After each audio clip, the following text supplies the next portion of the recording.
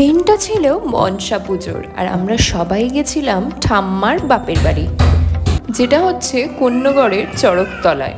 এটাকে বনেদি বাড়ি বললে ভুল হবে না, কেন এখানে আগে 52 জন এই বাড়িতে থাকতো একসাথে, এবং এখনও এখানে এরকমভাবে গোল ঠাকুর দালান এবং ওখানেই পূজিত হয় মনসা মা।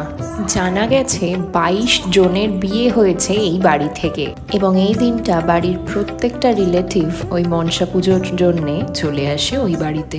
কোন্নগরের যারা বাসিন্দা তোমরা সবাই জেনে থাকবে যে চড়কতলার এই বাড়িটা খুবই ফেমাস, এবং চড়কতলার যে চড়কের মাঠটা তার উল্টো দিকেই এই বিশাল লাল বাড়িটা, যার স্মৃতির পাতায় প্রচুর মানুষের বসবাস।